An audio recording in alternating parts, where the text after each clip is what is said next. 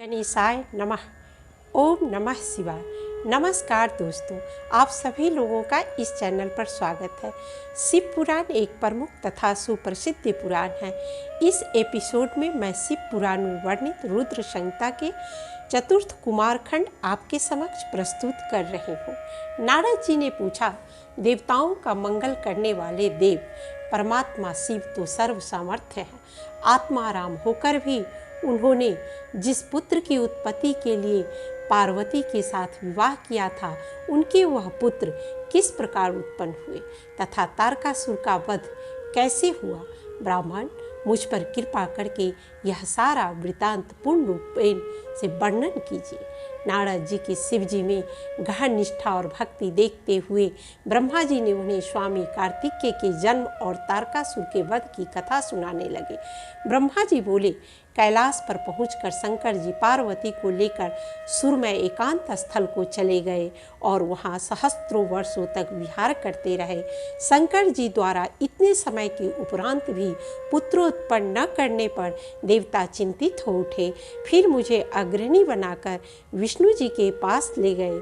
विष्णु जी अब हमें कैलाश पर ले गए। वहाँ भगवान की स्तुति करने लगे। स्तुति करते समय भाव विह्वल विष्णु जी के नेत्रों में अश्रु आ गए।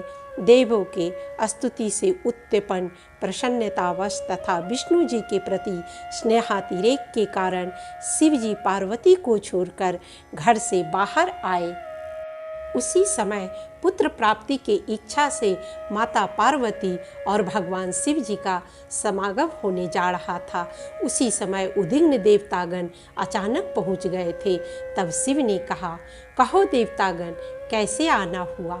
तारका के भय को प्रस्तुत करते हुए देवतागण बोले कि हे प्रभु, आप अमोघ है और देवी रुद्रानी भी महातेजस्विनी है। आप दोनों के समागम से जो उत्पन्न संतान होगी वह बहुत तेजस्वी होगा। वह संपूर्ण देवताओं पर भारी पड़ सकता है। तीनों लोकों के लिए उन पर विजय पाना असंभव होगा। उन्हें न धरती, न आकाश, न स्वर्ग धारण कर पाएंगे और सारा जगत आपके तेज के प्रभाव से भस्म हो जाएगा।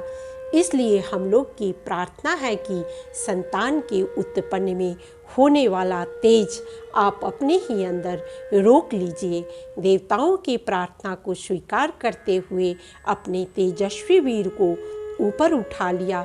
तभी से उन्हें उर्गवेता के नाम से भी जाना जाता है। लेकिन यह देखकर माता पार्वती छिन्न भिन्न हो गई और उन्होंने देवताओं को श्राप देते हुए बोली, जिस तरह तुम सब के कारण मुझे संतान विहीन होना पड़ रहा है, उसी तरह तुम सब भी संतान विहीन हो जाओ। अग्निदेव वहाँ पर नहीं थे, इसलिए वे श्राप से बच गए। भगवान शंकर ने अपने तेजस्वी वीर को रोक लिया, परंतु उसका किंचित भाग स्खलित हो पृथ्वी पर गिर गया था, जिसे अग्निदेव ने अपने अंदर समेट लिया। वही दूसरी ओर तारकासुर ब्रह्मा जी के वरदान से बहुत उदंड हो गया था। वह सभी देवताओं को परेशान करना शुरू कर दिया था। तारकासुर के आतंक से बचने के लिए सभी देवता ब्रह्मा जी के पास गए। हे ब्रह्मादेव, हमें तारकासुर से बचाइए।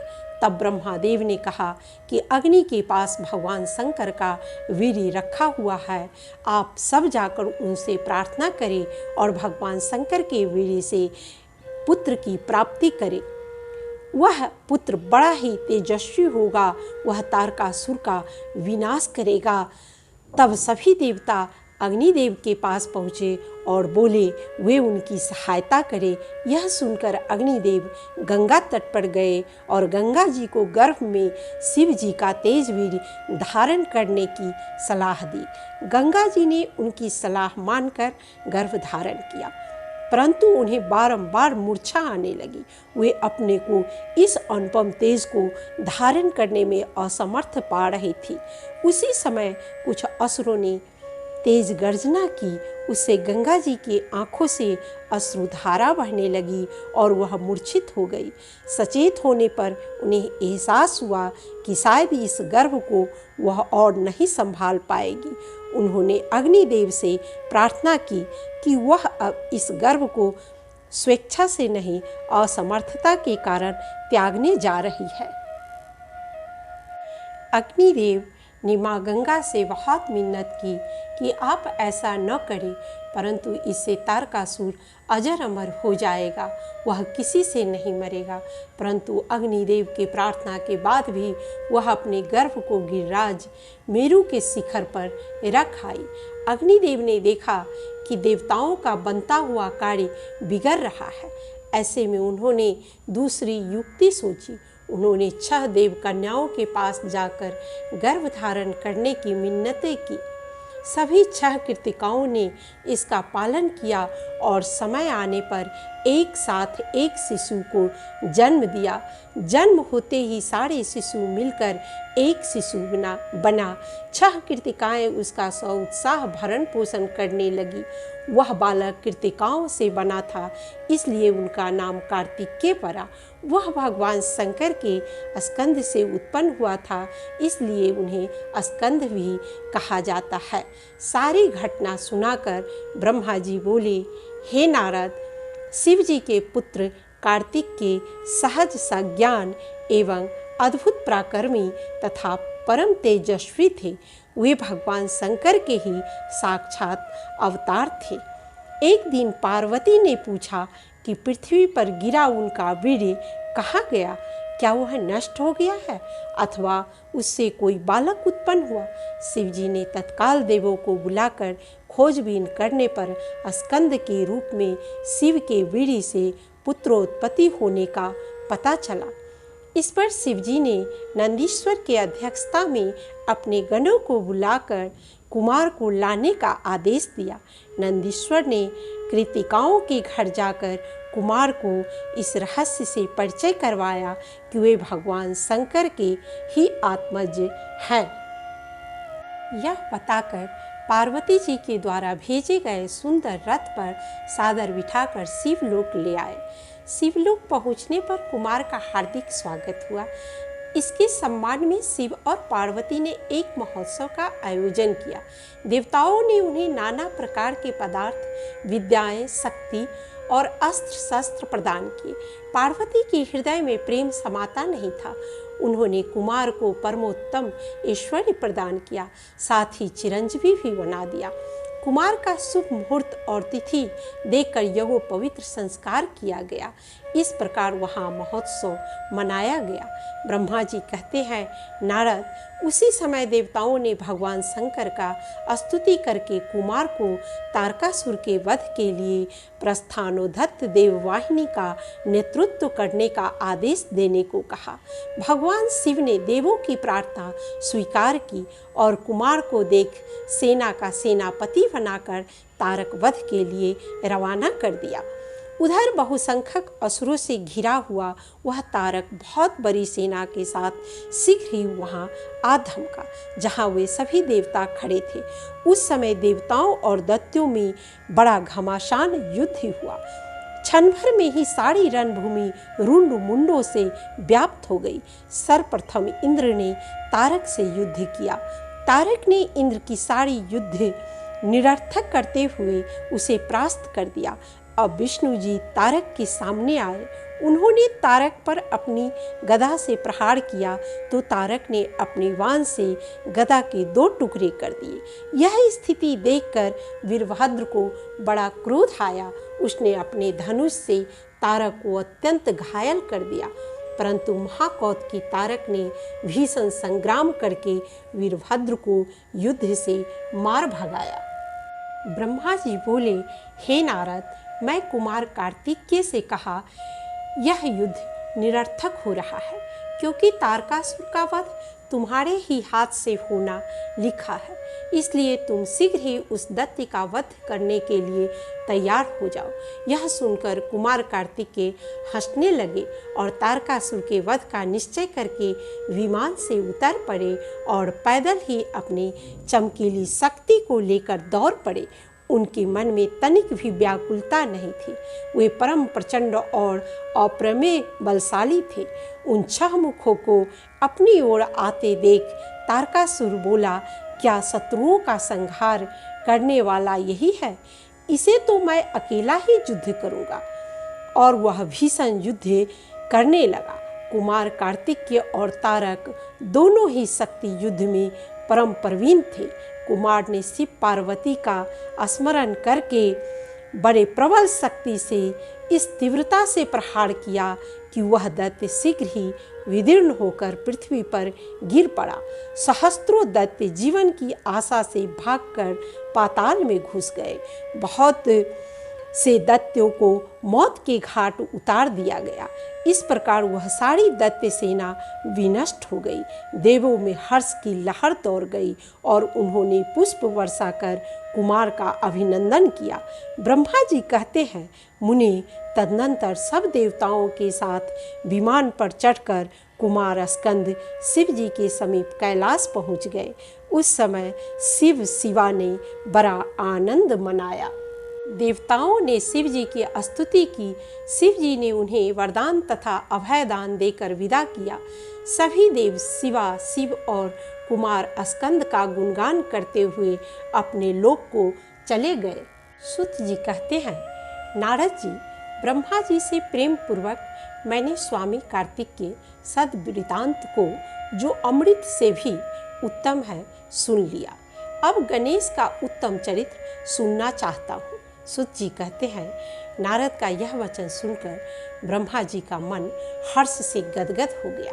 शंकर जी का स्मरण करके ब्रह्मा जी ने कहा, हे नारद, कल्प भेद से गणेश जी के कई प्रकार के चरित्र हैं। मैं आपको श्वेत कल्प में होने वाले गणेश जी की उत्पत्ति का वृत्त सुनाता हूँ। एक समय पार्वती जी की सखिया जया और विजया उनके पास आकर कही, सखी, सभी गण रुद्र के ही हैं। वे सभी शिवाज्ञा परायण होकर द्वार पर खड़े रहते हैं। यद्यपि वे सभी हमारे भी हैं, परंतु हमारा अपना कोई नहीं है। आपको भी हमारे लिए गण की रचना करनी चाहिए। तदनंतर किसी समय जब पार्वती स्नान कर रही थी, तब सदाशिव घर के भीतर चले गए। जगजननी पार्वती उठकर खड़ी हो गई और उन्हें लज्जा का अनुभव करना पड़ा। वे आश्चर्यचकित हो गई। उन्हें अपनी सखियों का वचन स्मरण हो आया और उन्हें अपने विश्वस्त अनुचर की आवश्यकता अनुभव होने लगी। यह विचार कर पार्वती ने अपने शरीर के मैल से एक ऐसे चेतन पुरुष का निर्माण किया जो संपूर्ण शुभ लक्षणों से संयुक्त था। उसके सभी अंग सुंदर थे। उनका शरीर विशाल, परम शोभायमान और महान बल पराक्रम से संपन्न था। देवी ने अनेक प्रकार के वस्त्र, नाना प्रकार के आभूषण और बहुत सा उत्तम आशीर्वाद देकर उनके हाथ में एक छड़ी थमाकर उसे द्वारपाल नियुक्त कर दिया। पार्वती ने उसे आदेश दिया कि उनकी आज्ञा के बिना कोई भीतर न आवे। यह कहकर पार्वती स्नानार्थ चली गई। इसी समय भगवान शंकर द्वार पर आ पहुँचे। गणेश उन्हें पहचानते नहीं थे, अतः वो बोल उठे, देव, माता की आज्ञा के बिना तुम अभी भीतर न जाओ। माता स्नान करने बैठ गई है, तुम कहाँ जाना चाहते हो? यह सुनकर शिवजी बोले, मूर्ख, तू किसे रोक रहा है? क्या तू शिव को नहीं जानता? फिर महेश्वर के गण उन्हें समझाकर हटाने के लिए वहाँ आए। ब्रह्मा जी कहते हैं, मुने, परंतु गणेश निर्भय ही बने रहे। उन्होंने शिव गणों को फटकारा और दरवाजे को नहीं छोड़ा। महेश्वर ने कहा, गणों, यह कौन है जो इतना उच्छृंखल श्रृंखल होकर शत्रु की भांति बक रहा है? इस नवीन द्वारपाल को दूर भगा दो। तुम पता लगाओ यह कौन है। गणों ने फिर दोबारा उन्हें हटाने के लिए गए। कई बार ऐसा होता रहा, परंतु वे द्वार पर से नहीं हटे। गणों ने पता लगाकर बताया कि ये गिरजा के पुत्र हैं तथा द्वारपाल के रूप में बैठे हैं। फिर शिव जी की आज्ञा से देवताओं को युद्ध के लिए बुलाया गया। शिव गणों एवं देवताओं के साथ गणेश जी का भीषण युद्ध हुआ, पर वे कोई भी गणेश जी को पराजित नहीं कर सके। तब स्वयं शूलपाणि महेश्वर आए। गणेश जी ने माता के चरणों का स्मरण किया। तब माता शक्ति ने उन्हें बल प्रदान कर दिया। सभी देवता शिव जी के पक्ष में आ गए। घोर युद्ध हुआ। अंतोगत्वा स्वयं शूलपाणि महेश्वर ने आकर त्रिशूल से गणेश जी का सिर काट दिया। जब यह समाचार पार्वती जी को मिला तब वे क्रुद्ध हो गई और बहुत सी शक्तियों को उत्पन्न करके प्रलय करने की आज्ञा दे दी। फिर तो शक्तियों के द्वारा प्रलय मचाने जाने लगी। उसे देखकर सभी देवतागण एवं शिवगण भयभीत हो गए और भागकर दूर जा खड़े हुए। मुने, उसी समय तुम यानी नारद वहां आ पहुँचे। तुम्हारा वहां आने का अभिप्राय देवगणों को सुख पहुंचाना था। तुम्हारे अगुवाई में सभी देवता देवी के निकट जाकर उन्हें प्रसन्न करने के लिए स्तुति करने लगे, बारंबार उनके चरणों में अभिवादन किया। ब्रह्मा जी कहते हैं, मुने, सभी देवर्षि अत्यंत दीन भाव से व्याकुल हो हाथ जोड़कर चंडिका के सम्मुख खड़े हो गए। तब चंडिका के हृदय में करुणा का संचार हो आया। तब देवी ने कहा, ऋषियों, यदि मेरा पुत्र जीवित हो जाए और वह तुम लोगों के मध्य पूजनीय मान लिया जाए तो संहार नहीं होगा। जब तुम लोग उसे सर्वाध्यक्ष का पद प्रदान कर दोगे तभी लोक में शांति हो सकती है, अन्यथा तुम्हें सुख नहीं प्राप्त हो सकता है। सभी देवता शंकर जी के पास गए और सारा समाचार निवेदन कर दिए। देवताओं का कथन सुनकर शिव जी ने कहा, ठीक है, जिस प्रकार सारी त्रिलोकी को सुख मिल सके वही करना चाहिए। अतः अब उत्तर दिशा की ओर जाना चाहिए और जो जीव पहले मिले उसका सिर काटकर उस बालक के शरीर पर जोड़ देना चाहिए। ब्रह्मा जी कहते हैं, मुने, देवताओं ने शिशु का शरीर को धो पोंछ कर विधिवत उनकी पूजा की। फिर वे उत्तर दिशा की ओर गए। वहाँ उन्हें पहले पहल एक दांत वाला एक हाथी मिला। उन्होंने उसका सिर लाकर उस शरीर पर जोड़ दिया। तत्पश्चात ब्रह्मा, विष्णु आदि सभी देवता अपने स्वामी भगवान शंकर को प्रणाम करके बोले, स्वामी, आप महात्मा के लिए जिस तेज से हम सभी उत्पन्न हुए हैं, आपका वही तेज वेद मंत्र के अभियोग से इस बालक में प्रवेश करे। इस प्रकार सभी देवताओं ने मिलकर वेद मंत्रों द्वारा जल को अभिमंत्रित किया। फिर शिव जी का स्मरण करके उस उत्तम जल को बालक के शरीर पर छिड़क दिया। उस जल का स्पर्श होते ही बालक शिवेच्छा से शीघ्र ही जीवित हो गया और सोए हुए की तरह उठ बैठा। उसका मुख हाथी का सा था, शरीर का रंग हरा लाल था, चेहरे पर प्रसन्नता खेल रही थी, उसकी आकृति कमनीय थी और उसकी सुंदर प्रभा फैल रही थी। मुनीश्वर, उस बालक को जीवित देखकर वहाँ उपस्थित सभी लोग आनंद मग्न हो गए। अपने पुत्र को जीवित देखकर पार्वती जी परम प्रसन्न हुई। ब्रह्मा जी कहते हैं, मुने, जब विकृत रूप वाले गजानन व्यग्रता रहित जीवित हो उठे तब गणनायक देवों ने उनका अभिषेक किया। पार्वती देवी गजानन को पकड़कर छाती से लगा लिया और बोली, बेटा, इस समय तुझे बड़ा कष्ट झेलना पड़ा है, किंतु अब तू कृत्य हो गया है। तू धन्य है। अब से संपूर्ण देवताओं में तेरी अग्र पूजा होती रहेगी और तुझे कभी दुख का सामना नहीं करना पड़ेगा। क्योंकि इस समय तेरे मुख पर सिंदूर दिख रहा है, इसलिए मनुष्य तेरा सिंदूर से पूजा करेंगे।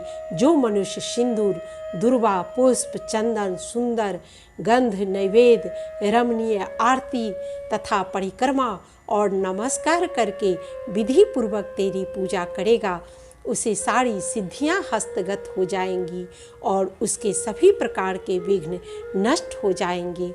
तत्पश्चात त्रिलोकी की कामना से भवानी ने उस बालक को शिव जी के गोद में बैठा दिया। तब शिव जी भी उस बालक के मस्तक पर अपना कर कमल फेरते हुए देवताओं से बोले, यह मेरा दूसरा पुत्र है।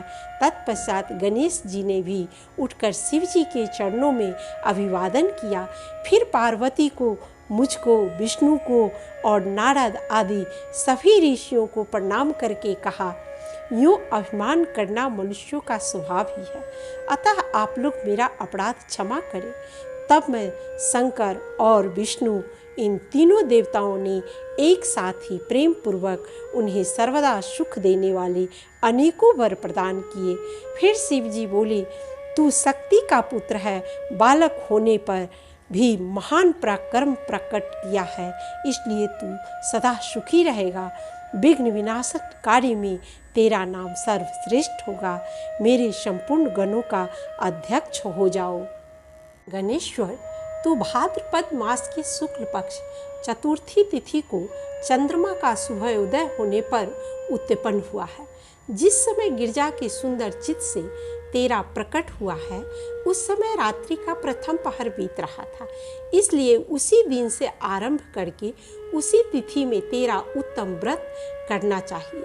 यह व्रत परम शोभन तथा संपूर्ण सिद्धियों का प्रदाता होगा। तत्पश्चात शिवा शिव में पूर्वत सद्भाव तथा अनुराग हो गया। उस समय मैं, विष्णु जी और अन्य सभी देवता शिव जी से अनुमति लेकर अपने अपने लोक को चले गए।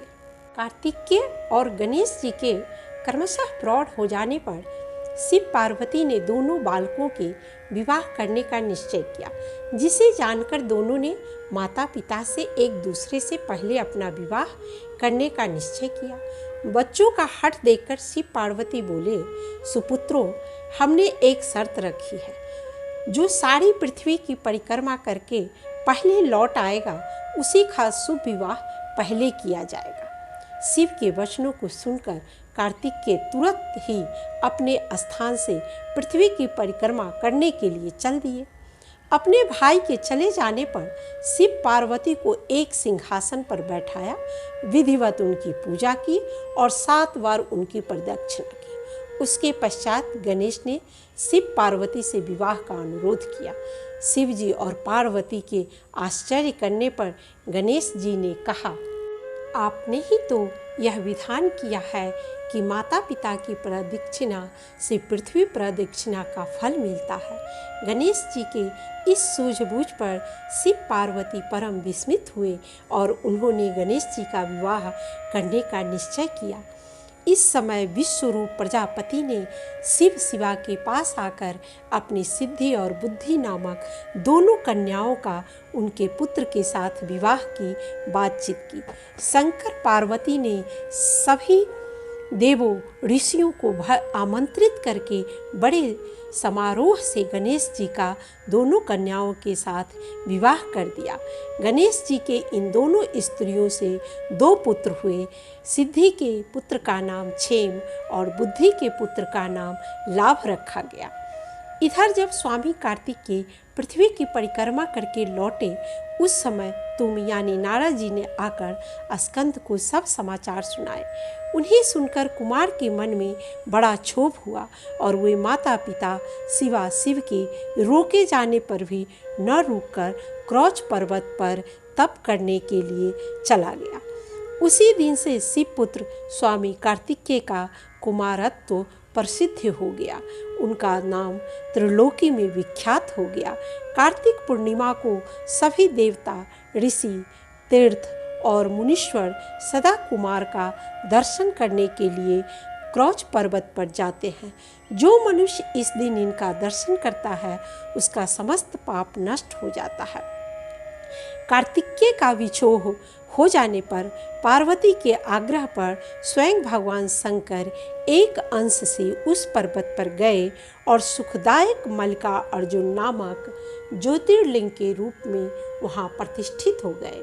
शंकर पार्वती स्थिति को स्पष्ट करने के लिए जब कैलाश से क्रौच पर्वत पर गए, तो कुमार उन्हें भेंट का अवसर दिए बिना ही गुपचुप कहीं अन्यत्र चले दिया। हे नारद, वे दोनों शिवाशिव पुत्र स्नेह से विह्वल होकर प्रत्येक पर्वत पर कुमार को देखने के लिए जाते हैं। अमावस्या के दिन स्वयं शंभु पधारते हैं और पूर्णिमा के दिन पार्वती जाती है। मुनीश्वरों, इस कथा को सुनकर बुद्धिमान मनुष्य समस्त पापों से मुक्त हो जाता है, अतः सदा इसका श्रवण करना चाहिए। आज का ये एपिसोड यहीं समाप्त होता है।